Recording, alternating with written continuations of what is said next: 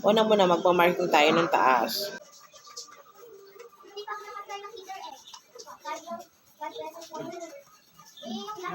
Tapos yung pangbaba niya, yung bangkito, mamarkingan din natin. At yung marking na to, ng bangkito, itataping natin siya, ipofold natin siya ng 1/4.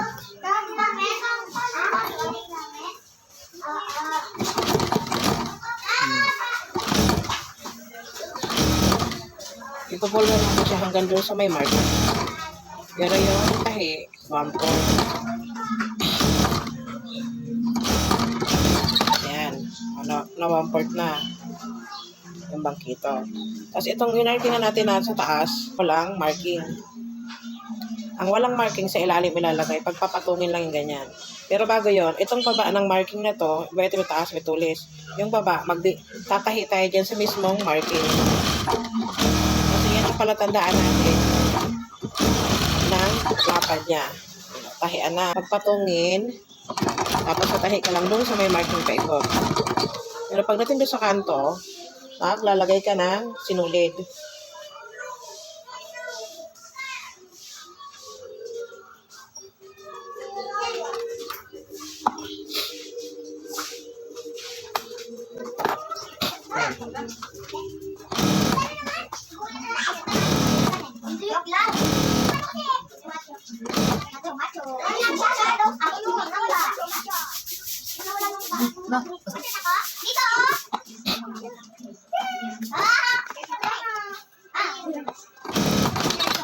Okay, ang paikot.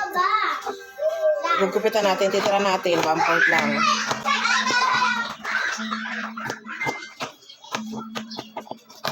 Tapos, itataping natin na 1/16 doon sa walang marking sa taas.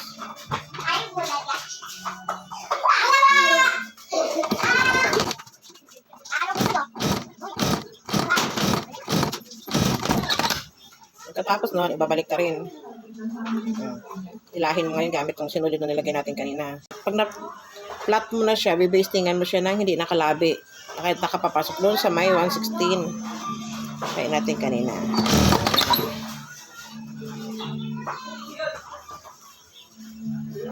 Flat. Ayan. Dito dapat labi siya ng konting-konti lang sa loob. Doon sa may topping na 1/16. Ganun. King na bangkito na maliit po. Yung maliit na baba ng collar. Ilalagay na natin siya dito. Pagdudugtungin na natin. Yung isa na walang marking sa ilalim. Ayan.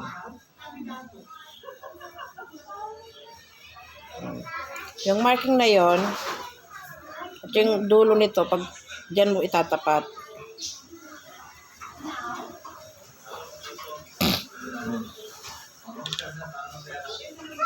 Papatong ka lang doon sa basting ng collar. Ayan. Pagtatapatin mo lang yung tahi at yung marking.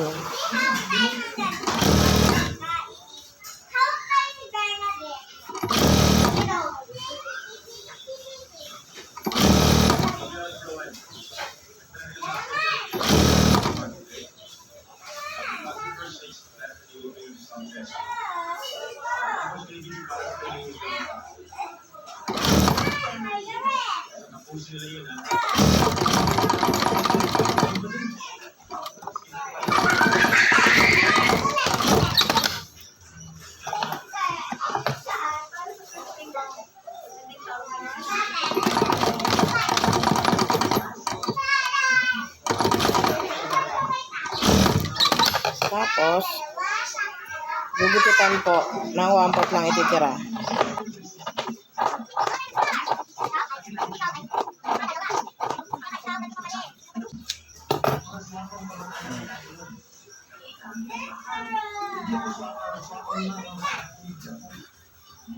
Katapos yan, itatapping natin ito.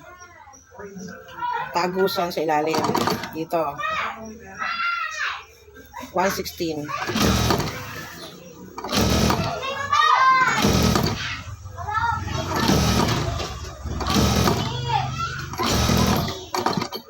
Tira ka lang ng konti hanggang bago dumating doon sa dulo. Kailangan po, pantay ito. Pantay ito dito. Pantay rin ito dito. Magkasing laki. Tapos na. Ayan.